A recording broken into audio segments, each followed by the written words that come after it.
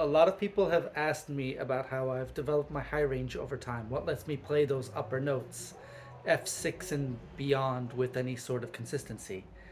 And I'd like to share some of my practice routine and philosophy with you to talk about how to develop that for yourself.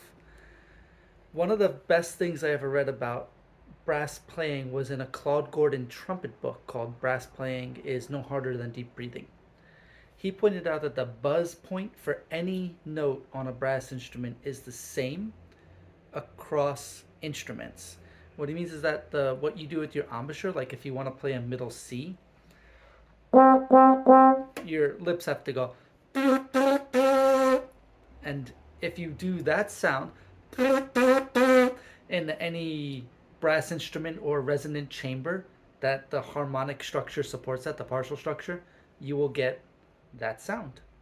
So I could pick up a tuba and get that C. I can pick up a piccolo trumpet and do the same thing. I can pick up a length of garden hose that has C4 somewhere in its partial series and again get the same note to happen. So what that says is that every pitch that's accessible on a brass instrument has its own place to buzz. It has its own embouchure, it has its own structure. And so anything that the top trumpet players can play and anything that the low tuba players can play, it's just a matter of knowing how to go or whatever the sound is that the embouchure is supported by.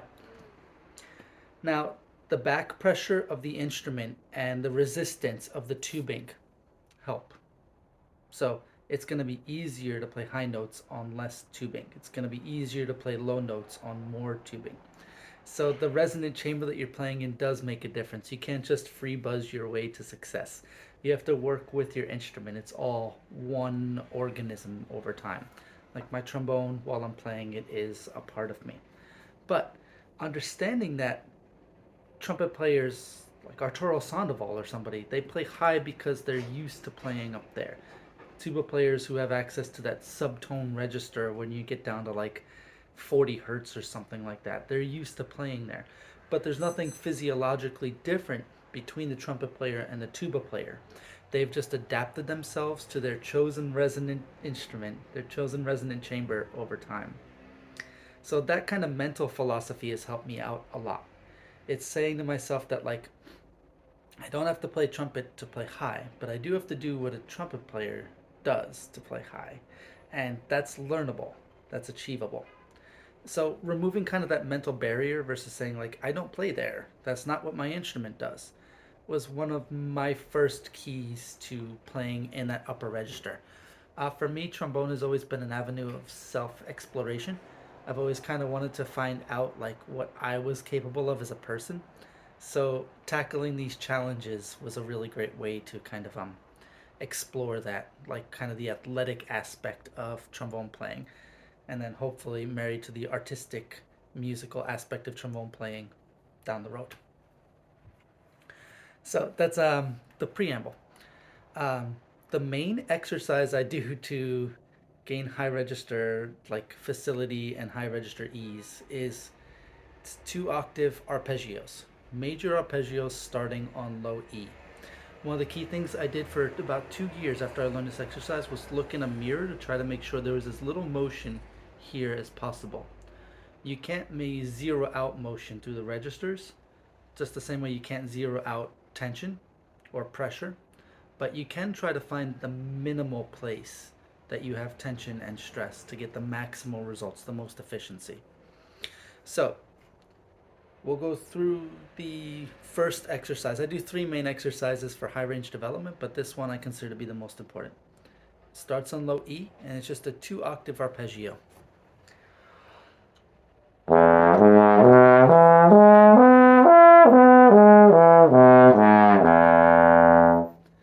And then I go up by half steps until failure. I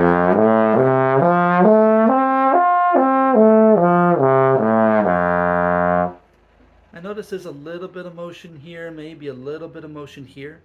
And for the first couple of years I did this exercise, I worked with a mirror every day trying to get as little of that as possible. Over time, I've let go of the strictness of that, but that foundation was really an important part of the process.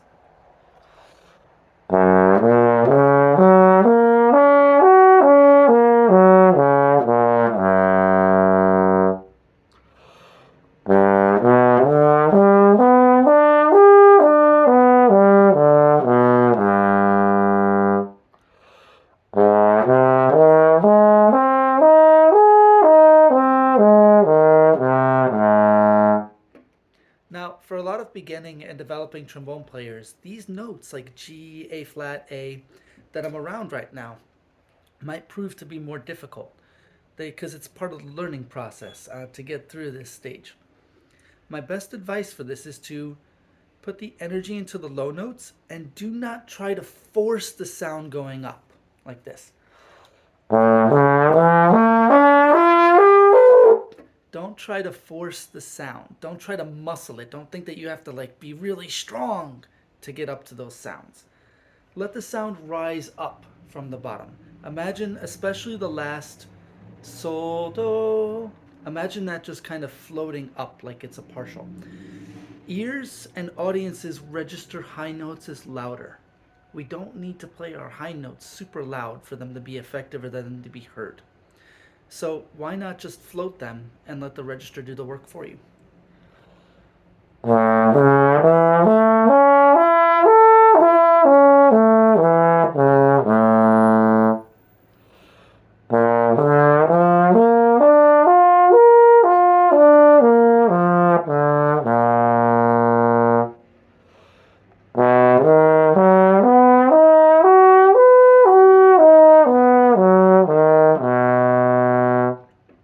Now, when I get up to this next note, C5,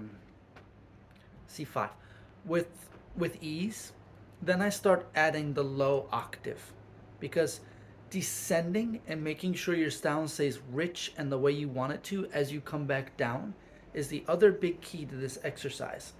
If you play a high note but you come back down and the sound is really then you've compromised something along the way in order to play that high note. You want to make sure your sound comes back down with as much beauty as you can access so that you are connecting the registers in a really beautiful way, in a really musical way.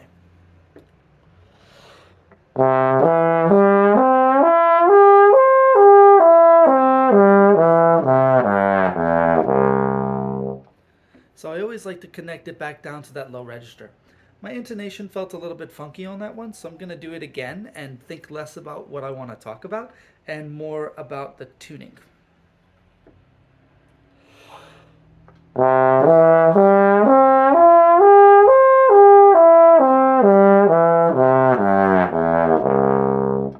little better. So yeah, we're just going to keep going up half step by half step. Here's D flat.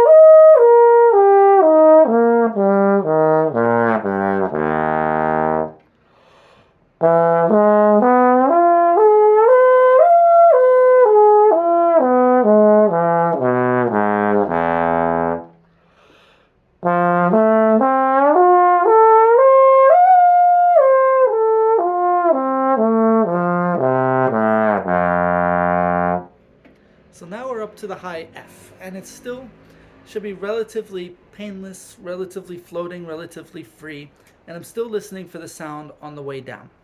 The goal is to make everything as effortless as possible over time. Before I continue, when I started this exercise, the bolero high B flat, like a fifth underneath what I just played, was hard. I couldn't do it for the first couple of weeks in a tension-free, really stabilized way that I wanted to. And it took about a year to get E flat F to like really lock in. And it took about another 3 or 4 years to get double B flat locked in. And it's taken from then until, well, from that point, it's been about 15 years to gain that extra octave and a little bit of height to the exercise. So after the initial area of improvement, I noticed that I would gain a new half step about every 6 months or so when it finally balanced out. And I was okay with doing that work. Like, especially once you have a super high B flat, it's like, well, there's only a couple of pieces that really go above that or call for that. And more than a few of them have been written for me at this point. You're really looking at like Matthias Spallinger's Gegen Unendlicht a piece for bass clarinet, cello, trombone, and piano that goes up to like a super C. That's kind of it in the repertoire that existed before. So there's no rush. Take time. Really let yourself develop. Don't think that you have to like do what I'm doing, in a year. Students I've had that have worked with this for a year or so have actually managed to get up to like F6. So they get there a lot faster than I did. Sometimes I think being the first person through the door in some aspects is the trickiest, but once you share what you've learned along the way, it's easier to pick up on. So take your time. We all have time. Nothing's going anywhere. Here we go. We're going to continue on F sharp.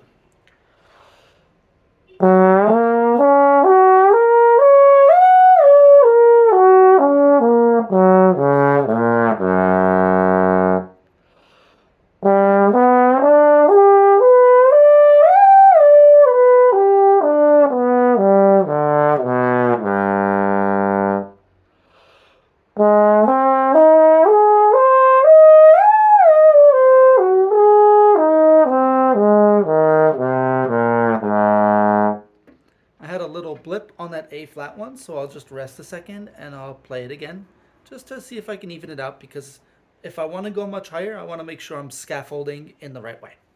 Here's A flat again.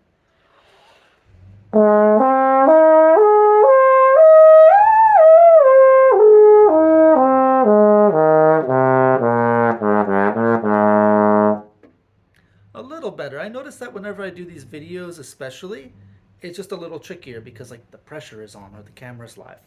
It's always a fun thing to think about with it.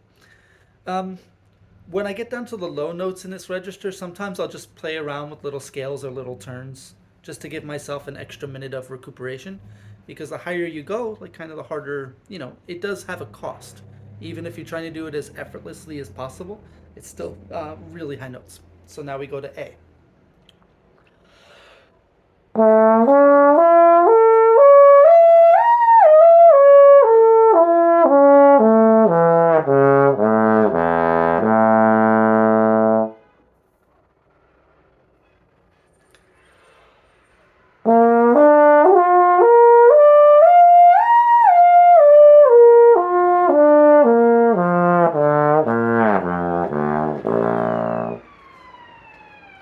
Thank you, Brooklyn, for the sirens. Always a nice thing.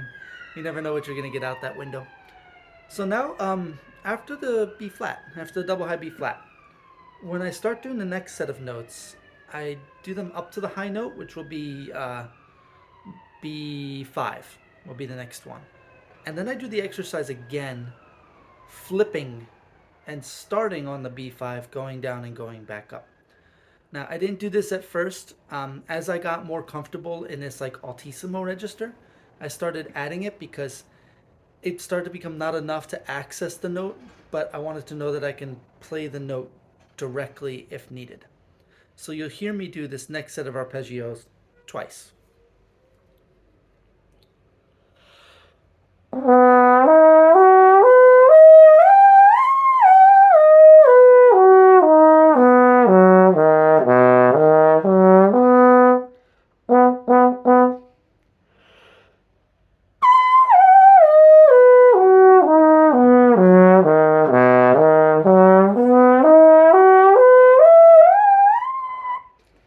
Yeah, so I want to make sure that I can kind of just nail that note and that my brain to trombone connection is where I want it to be. So I do all these exercises once up and back down, and once starting down and then back up. And as I get to this part of the exercise, I usually take a couple more seconds off between each iteration because, again, it has a cost. And I'd rather access the notes than try to push them all together. But continuing on with C.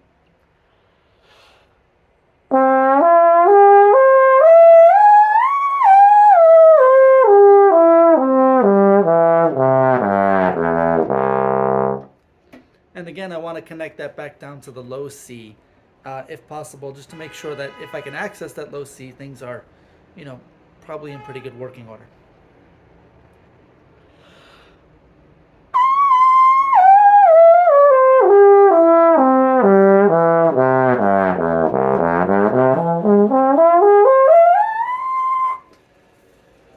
might not have got back up there at the start. Sometimes I go back down 3 octaves, sometimes I go back down 4 octaves.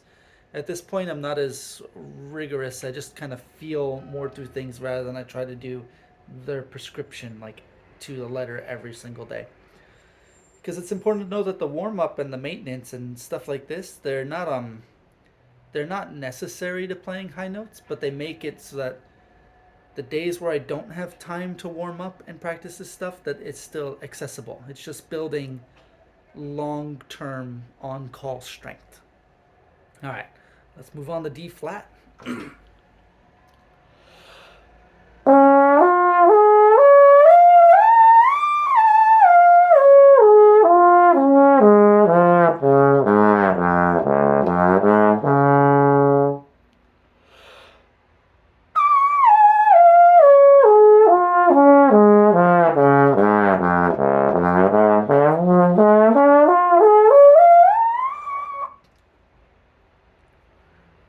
And then D.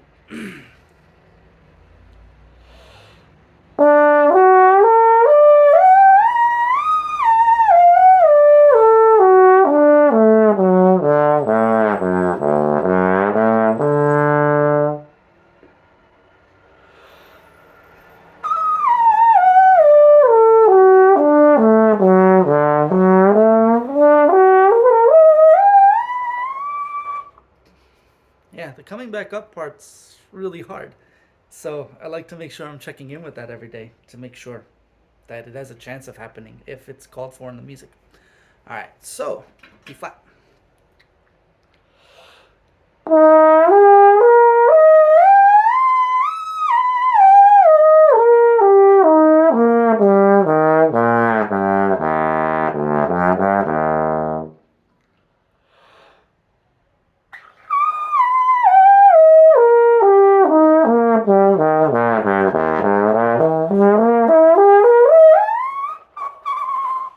Oi. Yeah. Sometimes around this between C and F, I hit a little bit of a sticking point. And especially on the reascension one where I start high and come back down. And for me it's sometimes I wonder if those notes are going to work every day, but I just keep going a couple of steps higher and it kind of like the muscles catch up a little bit. So, I would encourage people when you're first starting off until you start getting to like F5, like the normal high F, pretty comfortably, to make sure you're not pushing to a point of pain or pushing to a point of discomfort, that you're letting yourself and the instrument work together. When you start getting to F5 and above, you can start to like push your limits a little bit more. Something feels a little sticky, just try to go an extra step or two and see what happens, while still keeping the same pain-free, stress-free principles in mind as much as possible. I think that brings us to E natural.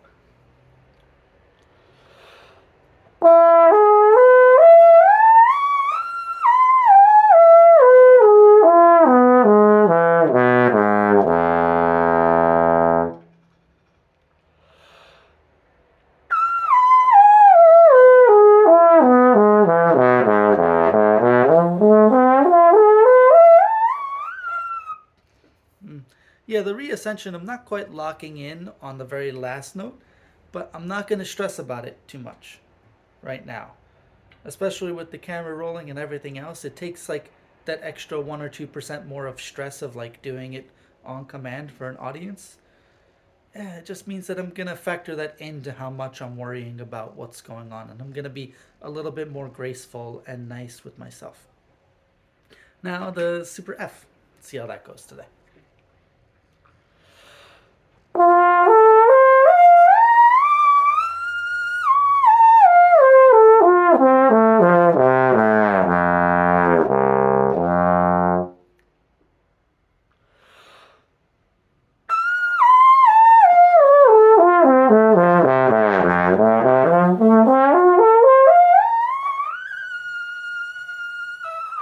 Whoop, had it for a second, lost it. But again, there's no real worries. Like, these notes aren't really called for. Actually, I do have like 2 pieces now that call for that high F, and but I mean, it's okay if that doesn't happen. Nothing's gonna go wrong. Because we have to remember that in trombone land, these notes that I'm playing right now, they're like party tricks. They're fun to do, and you can make some music with them, but it's not going to lead to work on its own. The money register is the middle register. Like everything that you do your Rochus in, and like Rochus and Rochus down the octave. Anything that's in those ranges for tenor or bass will be what gets you jobs and what gets you reliability and what gets you work. Which is why I always emphasize the coming back down aspect, so that you're coming back down with a good sound and that you're always scaffolding from a good sound, because those notes that are more in the middle register, they matter more than the notes at the tippy top or the very low bottom of the instrument. Now to F sharp.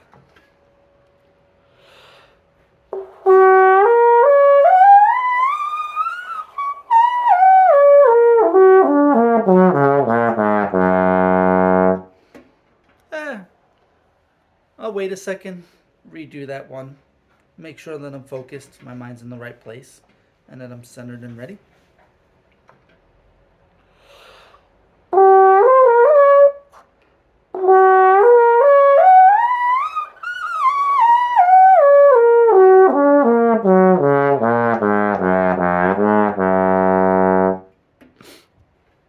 Again, with the idea being that we don't want to make this a stressful process. Like, I got up to the high F sharp. I'm not going to worry about it. If it wasn't perfect, it's okay. Now we'll try the same thing descending.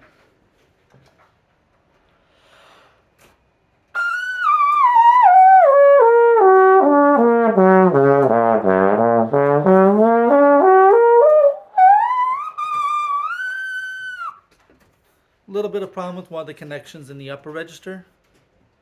Yeah, it's okay. Now to G.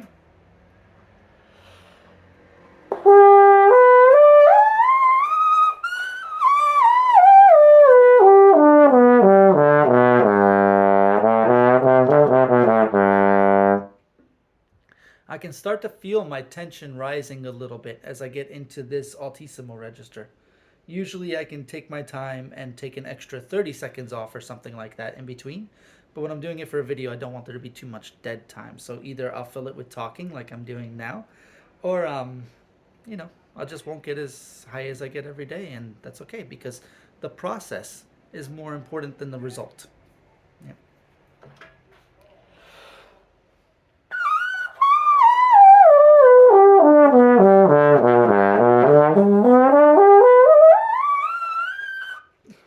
That wasn't so bad, actually. Reminding myself also that the process is more important than the result is, no matter who we are, we have to go through the basics every day. We have to always remind ourselves to be thinking about it with the right attitude, the right mindset. All right, we're going to see if we could push through and get to the high B flat today. Next up is going to be the A flat.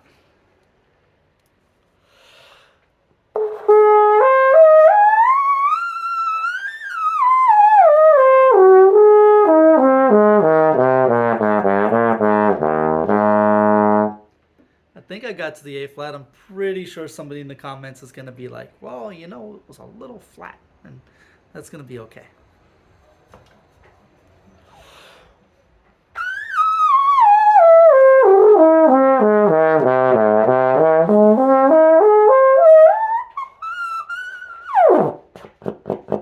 Yeah, so now we're really starting to run out of some room. So I'll take an extra couple seconds. I'll recenter on some low notes and some real low notes.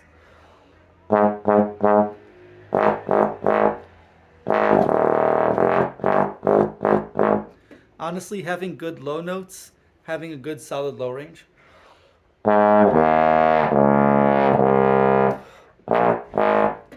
it gives you the foundation, the strong foundation to build up a higher tower of notes than anything else.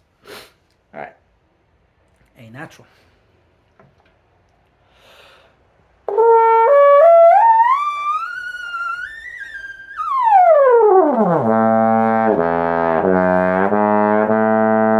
Yeah, we're getting to the limit today for what I can do kind of on camera. I'll try it one more time, and if that locks in, we'll go for the B flat.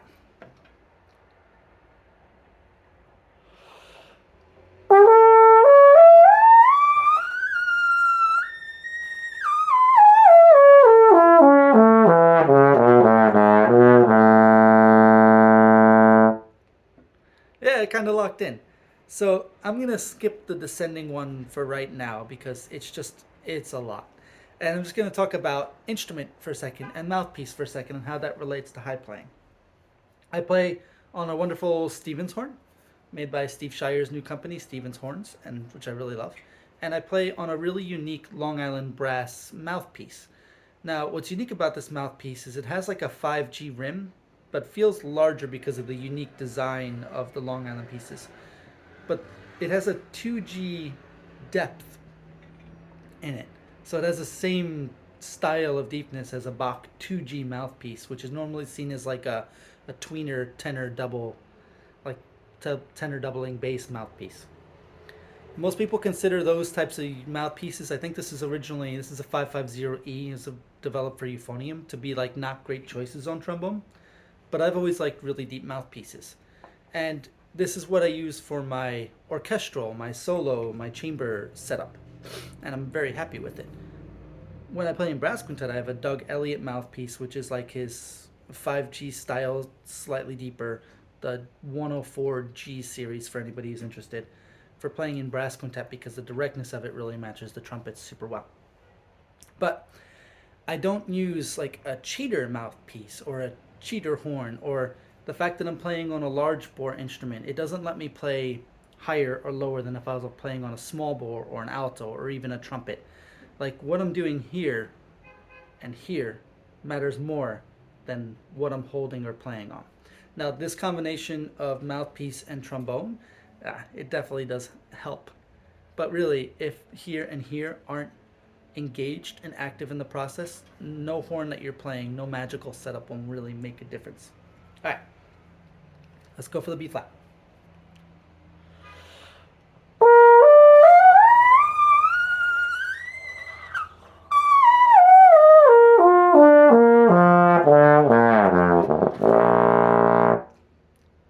Maybe? I don't know. When you get up there, sometimes there is a little bit of back pressure in my head. Starts like almost buzzing a little bit, which is something. But when you get to the limits of what you can do as a person in almost any aspect of what we do, there'll usually be that kind of response. So I'll try it one more time. I think I got there, but let's see if we can really lock it in.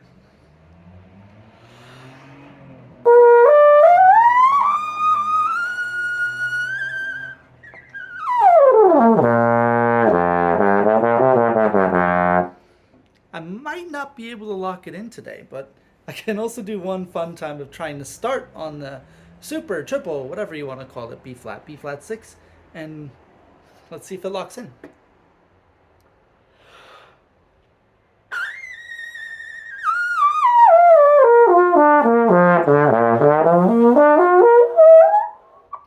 Yeah, it might have locked in for a second. People will call it like a squealing note or something like that, or a non-centered note, or like it doesn't count because it doesn't have full resonance, or I didn't hit it exactly. But that's not the point of the exercise. The exercise is for me to find out my own limitations and to expand my limitations over time. Whether or not I hit any particular high note in a certain day has nothing to do with who I am as a person or a trombonist, and has nothing to do with the art that I make. It's just trying to grow my set of tools, growing my set of colors so I can paint with a wider brush if I so choose. Just have more choices. So as you develop your high range, remember that we're not just athletes. Like, we're artists. And like the thing that we hold doesn't define us. The musician is here in your heart, in your brain. And you can develop your high range as much as you want. But if you're not tying it back into musical reasons, if you're not eventually trying to use these athletic kind of tools back in the service of music and art, well, you're giving up something that you don't need to. So I encourage you, as you work on your high range, to keep thinking about what the goal of gaining these new notes is.